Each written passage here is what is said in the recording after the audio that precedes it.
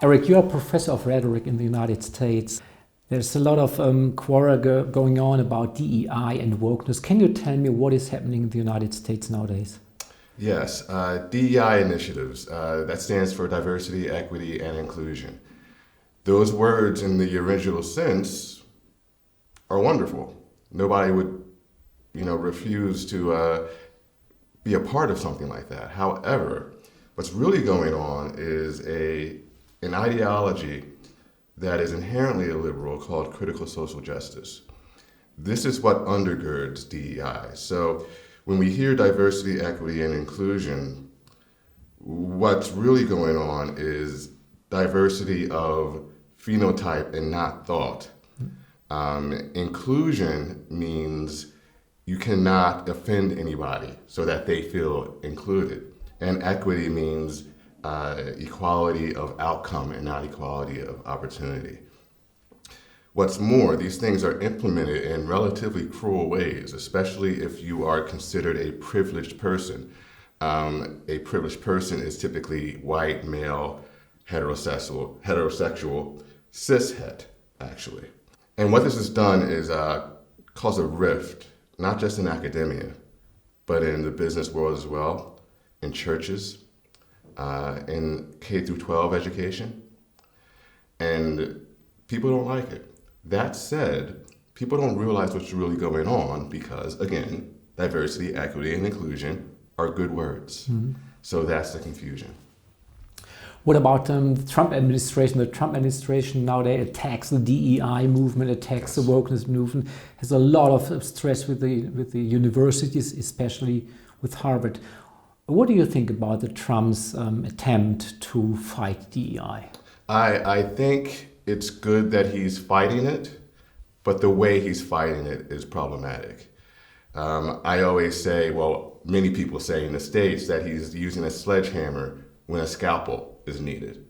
And what I mean by that is, there are people out there who are trying to do the right thing. They are dedicated to diversity, equity, and inclusion in the original senses of those words. However, the Trump administration is just going straight after DEI, period. So we have things like the Tuskegee Airmen being removed from a museum. They were returned, but the fact that they were removed shows you how confused people are about what Trump wants and what is allowed and what isn't allowed. This was a good opportunity for civil discourse to talk to the colleges and America about what's really going on with DEI, to explain why it is something that is divisive and has to go. But the Trump administration failed to do that, and I think that's a problem. What about withdrawing the money from the universities, which is happening nowadays? Yes. with Harvard? You can say that the state, as long as it finances or partly finances the university, has a say on what will be taught there. Mm-hmm. And would you say that withdrawing the money is a sensible or reasonable strategy to fight DEI? I think you should use the tactics you have, and the government has that tactic. And if there is even partial funding from the government does have some say in what goes on in that institution. And if the government doesn't like what's going on, it has every right to take away that funding. I don't really like that. I like the idea of academics governing themselves, faculty handling faculty, administrators handling administrators. But that's, to be fair, that hasn't been happening. Academia has dropped the ball in that sense. So the attack on DEI with the withdrawal of funds is not entirely unprovoked. So there's blame on both sides. Yeah, you would recommend more to use a scalpel rather than a sledgehammer. Mm-hmm. But what does it mean in practice? What does it mean concrete to use a scalpel? What would you do instead of the Trump administration to fight DEI? I would be clear about what is and what is not allowed. So people will read an executive action against DEI and think, oh, I can't teach about African American history. But that's not true, you can. That wasn't clear from the executive order. So there's a lot of confusion in that sense. Again, a conversation was necessary and it wasn't being had. What really perplexes me is that during the first Trump administration, he had a similar executive order prohibiting divisive concepts. And that order had a list of things that were okay to do, right? And a list of things that were not. It was clear. You understood it. That hasn't happened this time around, and I'm not sure why. That would be my next question. Why does he use a sledgehammer rather than a scalpel when he first used the scalpel in his first term? I think he's trying to satisfy his base. His base loves this. Okay. Yes, his base sees the Trump administration going after things that have been going after them for several years now, and what they see is a heroic gesture, when in reality it's a little sloppy.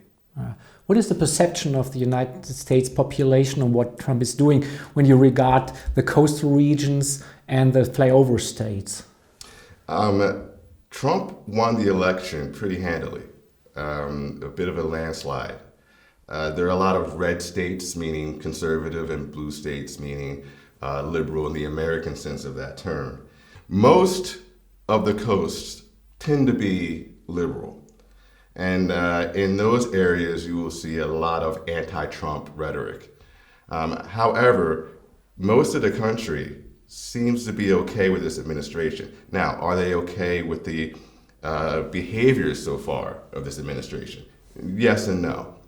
There are people out there who like Trump, but understand that his tactics may not be the best way to go. That said, they'd rather have this administration than the previous one.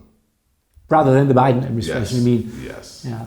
Yes. Okay. What is your forecast on what is going to happen in the United States? Will the Trump's administration attack on DEI be successful, or will the DEI movement, as it was in the past, come back once Trump leaves the office?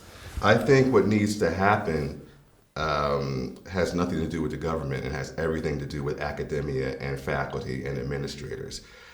Faculty and administrators need to stay vigilant about what's going on here. Otherwise, once this administration is gone, all this could come back. And what needs to happen is self-governance to make sure it doesn't come back, and we do things in healthy and reasonable ways. But does it mean you have to change the personnel at the universities, because the staff is there on a permanent basis? It's rather difficult to dismiss them. So how can universities, can academia change its course when the same persons are still in charge as they were 5 years ago?